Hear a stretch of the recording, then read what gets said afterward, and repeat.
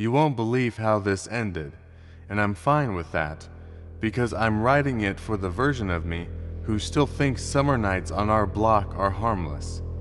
My name's Mark, 34. I unload trucks on the late shift and keep my old Civic alive with duct tape and YouTube. And I live halfway down Linden Court, a loop off a bigger street where the heat gets trapped after dark like soup in a bowl. We've got 3 sodium street lights that paint everything the color of old tea, a row of duplexes with mismatched blinds, and a patch of grass triangles where somebody left a plastic scooter years ago that no one claims. In the daytime there's always a sound leaf blowers, kids yelling, the chirp of a Paletta cart bell when the ice pop guy walks the block pushing his white cooler on wheels with the umbrella and the pictures of fruit. That bell is part of the day. You hear it and you know where you are. That's why the first night felt wrong. It was a Wednesday in July, the kind of heat that doesn't let your shirt forget you. I got home around 12:20 a.m., drank water straight from the bottle like a sinner, and sat on my porch steps to let the inside cool down. The cicadas were going at it like somebody paid them overtime. Somewhere down the loop, a wine chime made from forks pinged nervously. Then, clear and tiny, but to clean for that hour, came the bell ding-ding. Ding. Ding exactly the cadence you hear at 4 in the afternoon when kids run out with quarters, except thinner, like it had been recorded and played through a toy. I looked down the curve of the loop and saw nothing. No silhouette.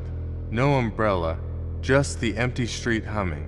I told myself someone was pranking TikTok at 1 in the morning and almost laughed. But the sound of the bell didn't move like a person moves. It hopped like it was skipping distance. I stood, whistled once without thinking the short to note.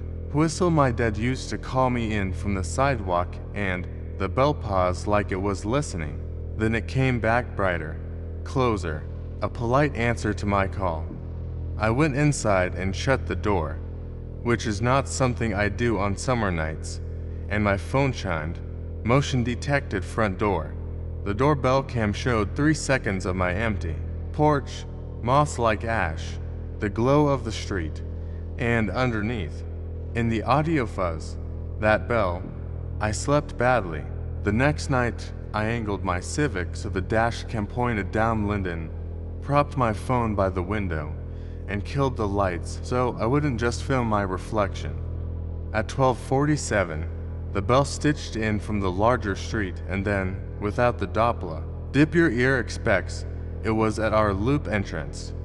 The dash cam picked up a pale rectangle sliding in and out of the streetlight's wash, a pushcart, low and boxy, umbrella folded like a sleeping bird, a little battery lantern glowing inside, the cooler through frosted plexiglass.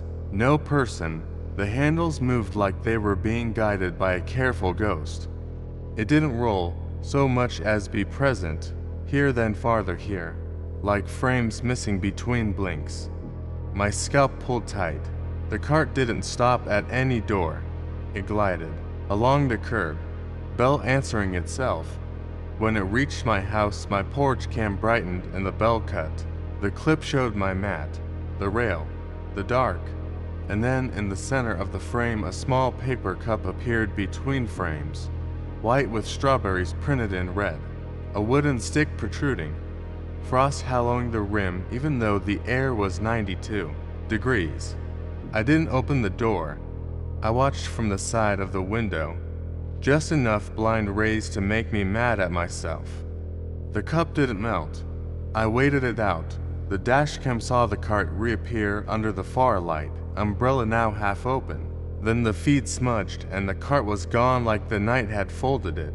In the morning the cup was gone, but a damp circle marked the mat in the shape of a coin, and the ants had made a confused, tidy oval around where the cup should have dripped and didn't. Friday I told Leo at work, because he's the guy who always has a story and a solution. He said summer attracts hustlers and ghosts in the same way. He thins the air between plants, he said, like a man who reads too much late at night, and told me if I see it again, film the wheels.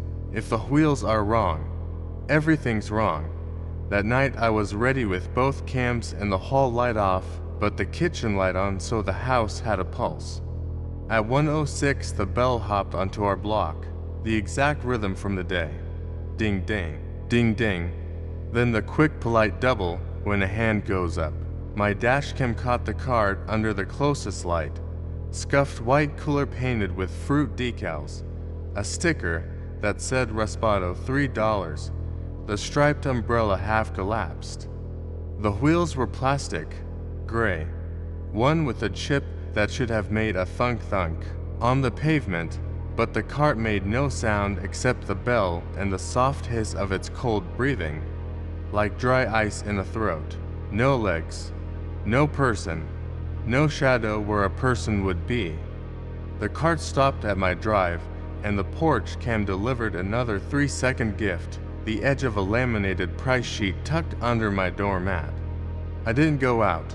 I waited until dawn, opened the door, and slid it inside with a broom handle like that would protect me. The sheet was slick and smelled faintly chemical sweet, like a freezer burnt too long. The items were normal mango, lime, tamarind, but the bottom line read exact change only.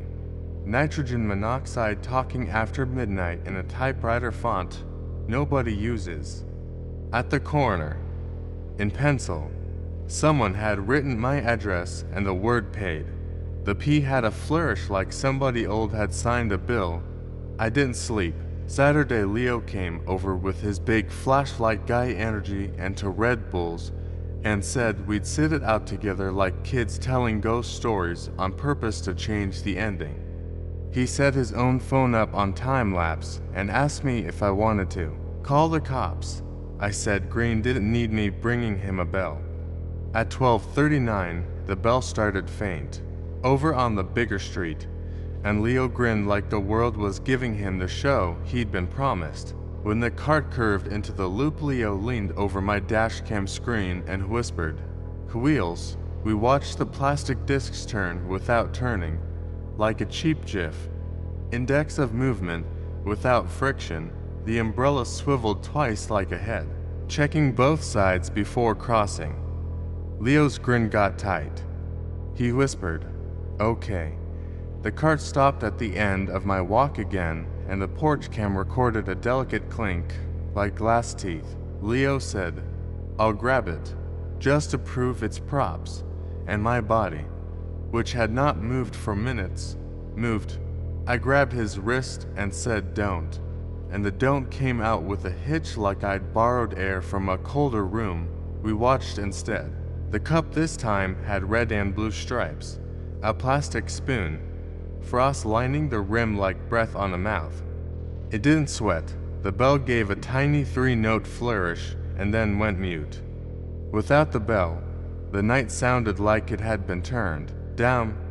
Leo leaned toward the window, and the umbrella on the cart turned a fraction like it was paying attention. Leo sat back very slow, and under his breath he said, "Nope." The cup was gone in the morning. The laminated sheet under my mat now had a new pencil line. Same hand. "Thank you. And I don't put my initial on anything." Sunday was the hottest yet. Even the cicadas got tired and left gaps in their song. Around sunset I watched kids pedal lazy figure eights, their shirts stuck to their backs. The normal day cart came by at 6:15. A human man with a mustache and a radio clipped to his belt, wiping his forehead with a towel, ringing the bell with 2 fingers, friendly but tired. I almost stopped him to ask if there was a night guy, but he was busy with quarters and I couldn't figure out how to say, "Do you have a cousin who works after midnight and doesn't cast a shadow?" I waved. He waved back with one of those palms up gestures that says everything's fine when it isn't. At midnight, the bell came thin, like from inside someone's pocket. I sat on the floor by the window with the blinds slivered and the bat across my lap. The cart showed itself under the far light and then under mine with that same unfair hop. As it stopped, my phone buzzed a new motion alert I didn't recognize. Side alley. I don't have a side alley cam. I opened it anyway and saw a low-angle view of my own siding, a strip of night sky, and the edge of the cart's umbrella from below, as if a camera had been set on the ground between my house and the Whitakers, pointing up. The umbrella turned and the camera went dark like a lid had been put on it. The porch cam blinked on, the cup, the spoon, the damp ring. That didn't widen. Then another clip. From front yard, my own face at the window, as if the camera were outside looking in. I hadn't moved. The timestamp was real. Leo was at home by then. I was alone with the foolish idea that if I didn't touch anything, it couldn't count me. The bell went silent. The cart didn't move. I stared at the umbrella stripe until it felt like a hypnotist was telling me to sleep. A soft scrape came from the steps, not shoe on wood, but plastic on grit, like a wheel adjusting its weight. The peephole tugged at me. I told myself no, and looked anyway. The fish I pulled the world into a bowl. I saw the cup centered on the mat, and beyond it, closer than the camera ever put it before, the cart's cooler lid, fogging lightly from the inside. Someone had pressed small fingertips into the frost from the other side of the plexi. 10 smudges, one fog oval where a face would be if a face could press through. I let go of the door and sat down on the floor, which is what your body does when it doesn't know how to stand. The bell gave one soft, perfect ding, ? Gentle. The cup on the mat tilted toward the door a degree like it had heard something. My name bloomed on the mat again, not wet this time, but pale, like cold had written it. MRK I did not open. The cart did not leave. The air in the house turned thin, like the room had climbed a mountain without me. Somewhere down the loop a TV clicked off, somewhere closer. Something like a generator coughed twice, the way engines do when they want to be started. Then, from the cart, a tiny crack of plastic, the noise of a lid flexing against ice. The bell dinged once more, brighter, and the cup slid half an inch closer to the door on its own. That was when my phone buzzed a text from an unknown number with a local prefix. Exact change, please. Thank you. And a little ice cream cone emoji like someone's idea of being friendly. I screenshotted it with shaking hands and typed back who is this, and the typing bubble appeared immediately. 3 dots, 3 dots, then nothing. I put the phone on the floor like it might bite. I counted to 200 without meaning to. The cart didn't move again. At to 19 the cicadas came back like a breaker had been flipped, and the night remembered how to be a night. At to 27 the porch cam recorded nothing, and then the mat empty. Cup gone. Letters gone. Frost gone. Like somebody wiped the stage and the show moved on. I slept hard and stupid until the sun slapped my blinds into stripes. In daylight the world had receipts. A faint twin track on the dust near the curb that could have been anything with 2 wheels. A smear on the step that could have been condensation if condensation behaved. A paper under my wiper blade with a list of flavors and a circle around lime. My favorite, that I didn't tell anyone. In the corner.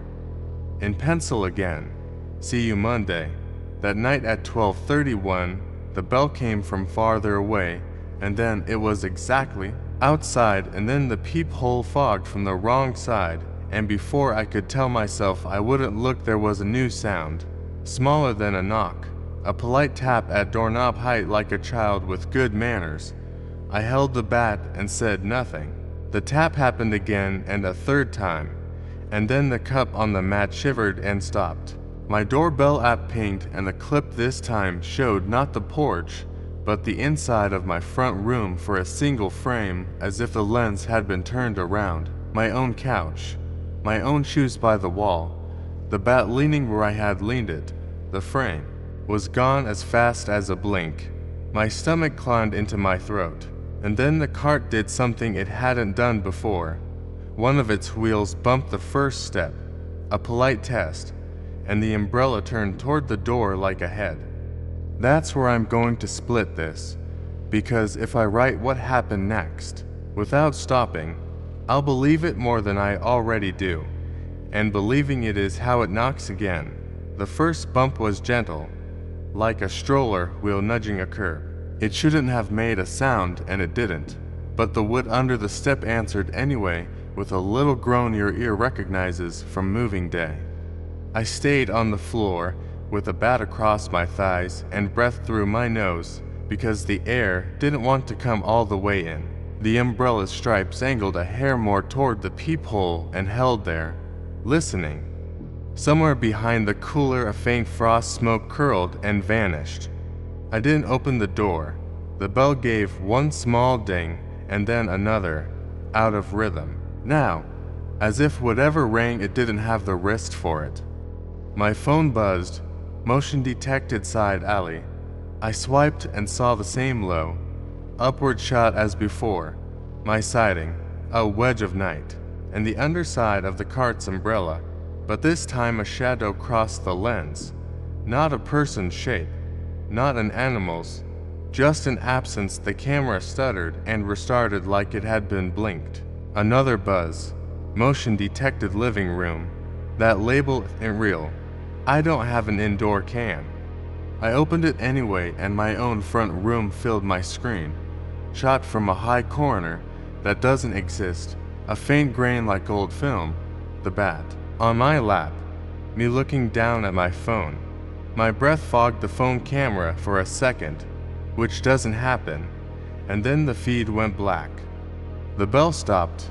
I waited for the next thing because the next thing always comes. It came from down the loop, to sets of footsteps on sidewalk concrete, quick but measured, then slower, as if the walkers realized they were being heard. The steps reached the point where my path meets the public slab and hushed, the way kids do when they ignore their parents and are about to knock anyway. A small shape cut the street light low, square and then pulled back out of view. I didn't breathe. A soft voice, very small, the kind that begs for quarters at the day cart, floated through the door like it had learned how doors leak. "Mister, please." The word please was exactly the same please I'd heard 2 nights ago. Not similar, identical, with the little click of a tongue against teeth at the end. I didn't answer. The word repeated with the same click, then again faster, like a loop someone had cut to short. A scrape on the step. The cart's wheel retreated a few inches.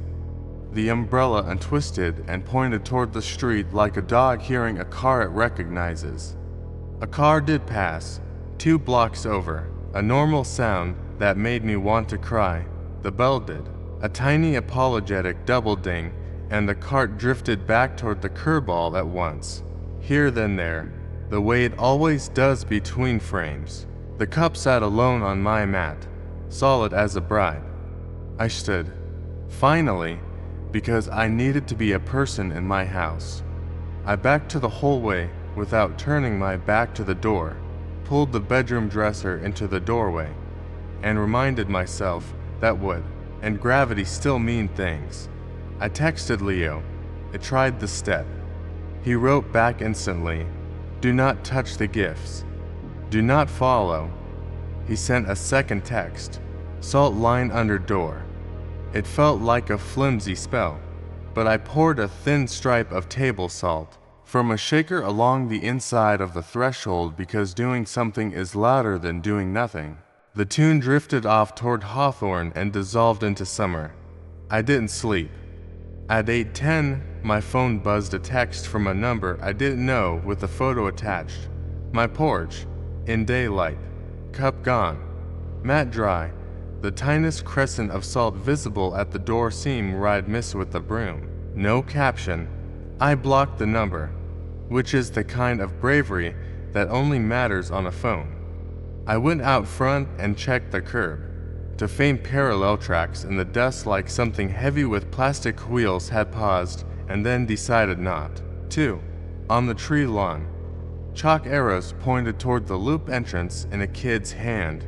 Only the hand had pressed too hard, grinding the chalk down to nubs like a child trying to make a circle exact. At the end of the block, under the far light, a price list lay face down. I towed it and didn't pick it up. Monday at work, I told Leo I was going to stay at his place tonights, just to break the pattern. He said absolutely, and we made plans, like men make plans in daylight. That night, at 12:12, I was on Leo's couch with the window unit roaring and a baseball game on mute when my phone buzzed. Motion detected front door. Leo said don't. I opened it anyway. The live view showed my porch from a lower angle than usual, like the camera had been loosened and tipped. The mat was empty. The cup wasn't there. The lens flickered and I saw the underside of the umbrella again for one frame, then my own living room for a frame, then the empty porch again like a deck of cards being shown to fast. Leo reached over and pushed my phone screen down like he was covering a child's eyes. You can't feed its need to be seen, he said, which I hated because it sounded true. The bell came anyway, faint even over here, that wrong clean ding-ding, turning the city into a smaller city. Leo turned up the TV and we pretended to care about the count. I went home at noon to shower and found a small, square thermal burn on my doormat, like someone had set a cold thing there that burned with cold. Under the mat, a new laminated sheet with a circle around lime again and in pencil. Exact change please, and a time, 12:31. And the word tonight. I swear pencil shouldn't be able to feel heavy, but the letters pressed through the laminate like a nail. I put it in a zip bag and drove it to the substation. Green wasn't in. The front desk said leave it. I said I could wait. The front desk looked at the clock and said leave it again. I left it like dropping a coin into a well. That night I resolved to be boring. Lights off, phone face down. White noise from the box fan loud enough to make my thoughts feel like a traffic report. At 12:30 on the nose, the fan sound deepened, not because the motor changed, but because the room did. The bell chimed once in the perfect silence my block never gives, and my phone, which I had turned face down, lit the ceiling with the alias of an unknown caller. I didn't pick up. It rang until it didn't, and then the doorbell made a cheerful ding-dong like a normal house's doorbell does when someone normal wants you. I put my eye to the peephole. The cup sat on the mat. The lamination I'd removed was back under the mat because the corner peaked like a tongue. There were footprints this time to set Steiny, white marked ovals in a line where condensation would have made water dark. Only this was light, like frost steps painted on heat. They came from the curb, stopped at the cup, turned neatly around, and went back the way they'd come. I didn't open. The cup trembled once and stilled. The bell chimed twice more very far away like a truck at the next neighborhood over trying the song out. The peephole's glass cooled under my brow like a window in February. I stepped back and the mat darkened where my name spelled itself MRK again. This time impaled, just like the house had breath and was exhaling me. That broke something in me. I dragged the dresser back, flung the door, and kicked the cup off the mat into the yard, not brave, just tired. The cup hit the grass and didn't spill. It rolled on its side like a plastic thing and then stopped, and stood up as if hands had put it right. I shut the door and leaned on it and laughed the laugh men laugh when they've picked up something too heavy and refuse to put it down. The bell didn't punish me. It gave one soft ding of acknowledgement, and the cart's umbrella turned a degree as if to make note. I slept in bursts until dawn made the room look like rooms look, and then found, tucked in the screen door, a small receipt printed on cheap paper with perforated edges, the kind you'd get from a little battery printer. Item, lime, price, exact, change, customer, signature, M____K. The middle letters missing as if Frost had erased them. Below that, see you Thursday. I don't like being handled, but I also don't like losing. And this felt like both. I took the receipt to Leo. He said we had to break the rhythm harder. Leave the block before midnight. Stay gone tonights. Let the pattern waste its steps. I packed a duffel like I was hiding from an ex and drove to his place before sunset. We played cards badly. We ate cold pizza because the oven makes a small apartment cruel. At 12:29, my phone buzzed motion detected front door. We didn't look. At 12:31, the bell came through the window unit like the building was a bell. At 12:33, my phone buzzed again with a photo from an unknown number. The underside of Leo's own apartment door, shot from the hallway floor, the crack of light, the shadow of two small white ovals pointing inward. Leo said, very calmly, okay. It's portable, and put his own phone face down too. The bell moved down the hall without stepping, and then outside and then away. We slept in chairs like men who'd been guarding a thing and couldn't admit the thing was them. I went home Friday morning to a neighborhood doing Friday morning things, trash trucks, sprinklers, somebody yelling at a dog. My mat was clean. My cams had power cycled sometime around 3 a.m. with no footage saved. Under my windshield wiper, in the neat pencil hand, a note. Sunday, 12:31. Exact change. The P and please had the same flourish loop again. I don't believe writing has a smell, but the note carried the faintest trace of freezer burn and something citrus. I should have left. I should have packed a bag and gone to my sister's out of state and told myself I was weak and been alive. Instead, I did the small idiot brave thing. I bought a bigger bat.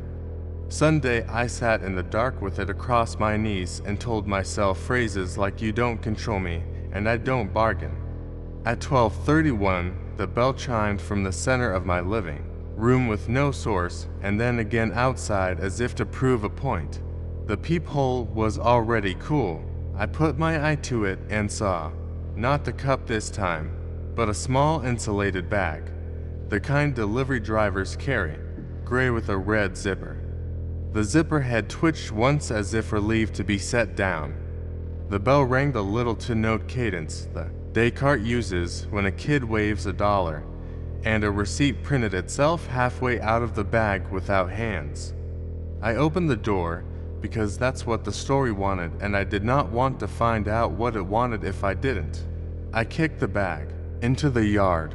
It thumped like something with weight and a square corner. The zipper slid itself closed without being touched, and then opened an inch like a smile. I stepped back inside and shut the door, and the bag hopped an inch closer to the steps.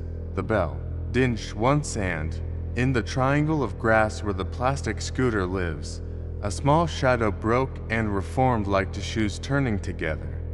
I said out loud, "No," in the tone my father had when he took my hand off the stove once, and the bell stilled, and the umbrella on the cart lowered as if in a nod. The bag stayed on the lawn. At 1:04 my phone buzzed with a video from an unknown number, a shaky, low-angle shot of my hallway from floor level, moving forward as if carried by something that slid, not walked. It reached my bedroom door and stopped at the crack. The camera lifted 1 inch, then another, as if standing on invisible stairs, and then the feed cut. I slept on the couch with the bat across my chest and woke to light. The bag was gone. The receipt under my door read, "Thank you. See you next summer. Exact change please." The letters looked older. If pencil can be older, I moved the next week. Not far, because money does what money does, but far enough that the streetlights are lead and the air tastes like a different city. I didn't bring the cams. I left them at.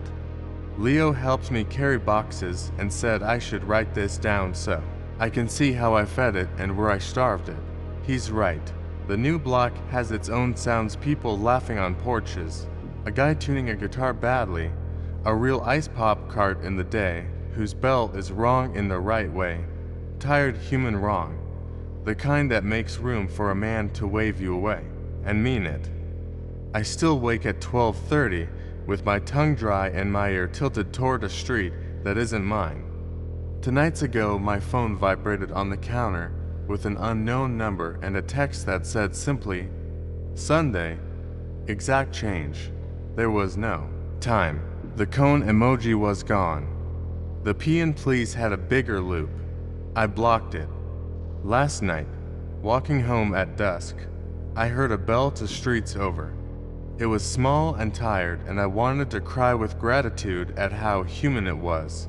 Then, under it, not louder, but cleaner, the other bell tried one note, bright and wrong, and then stopped like it had been bumped by a shoulder. I walked faster. My new door has a different peephole. It stays warm under my brow. The mat just says welcome, and I am trying to be a man who deserves a welcome. If you hear a cart bell after midnight and you don't see a person pushing it, if gifts appear at your door that don't melt, if your name writes itself in frost on a July mat, do not whistle, do not answer, do not follow. If a receipt prints with your initial already signed, don't correct it. If you must do something boring.